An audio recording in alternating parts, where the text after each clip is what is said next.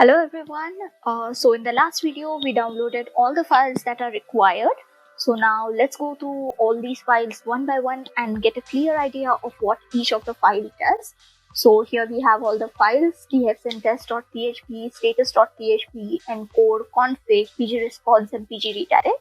So let's get started with txntest.php. Now this file is just like our checkout pages in the website. It usually has a form which on submitting we move to our payment gateway. So let's have a look at here. Here there is order ID and we are assigning the order ID on random. Then there's customer ID, we have industry type and all the other fields. And finally there's a value checkout having the type submit. So once we click on submit, we are redirected to pgredirect.php. So let's have a look in what's in those files. So here we have included two of the files, that is config paytm.php and encode paytm.php. So within config paytm.php, here we have all the credentials that we are going to change. So first is environment, and the environment is by default test. But if you're working on a production environment, you'll have to change it to prod. Then we have merchant key, merchant ID, and website. Now these are the credentials that we got from our account, which we have created in our earlier videos. So here we have merchant ID, merchant key, and website. So these are the credentials that we have to put in over here. So once we are done with that, then we have two of the URLs. That is, first one is a status URL to get the status of your transaction, and second URL is the process transaction URL. And then we have this if statement, which will be executed only if the environment is set to production environment. So that's about the config Paytm.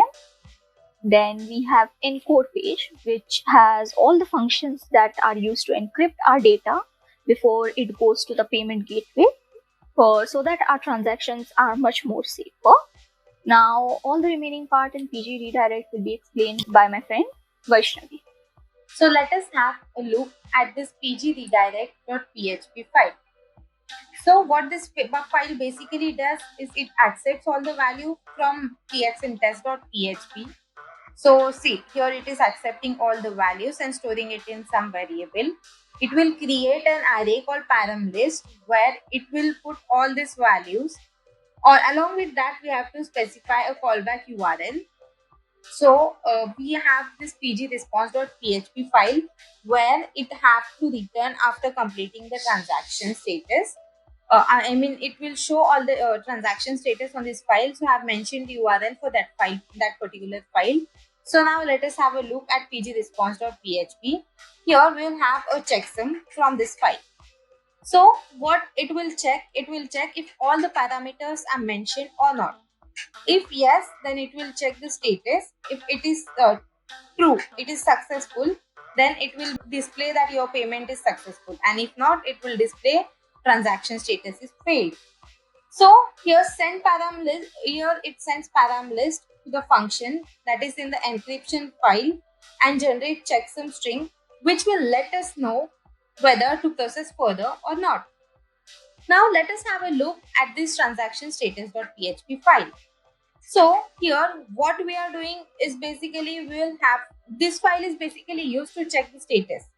So what we'll do is we will have to enter the order ID of a particular item of which we have to check the status, and it will basically fetch all the records about this particular order ID from database. So transaction status.php file is just to check the status of our item or of our transaction. So that's it, guys. This was the entire process of payment gateway integration. So here I'll quickly show you how to use this in our own project. So basically we are having this e-commerce website where we have integrated this Paytm payment gateway. So this is the shopping cart where various items are there and we have to pay this much amount. Okay, so once I click pay now option, so it will redirect me to the Paytm payment gateway page. So here I'll have to specify some payment method and all. So I'll just select net banking. So as we have seen the credentials in the first file, those test details are provided in the Paytm official business account. So we can select any of this and we'll do pay. So what this basically do is it will ask us whether we want this transaction to be successful or failure. If we select failure, then it will display transaction failure. But we since we want to check if it is successful or not, I'll just click success.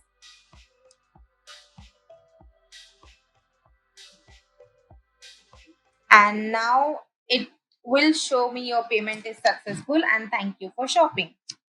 So that was it for this Paytm payment gateway integration series. Thank you so much. We hope that you will use this in your own projects. Thank you.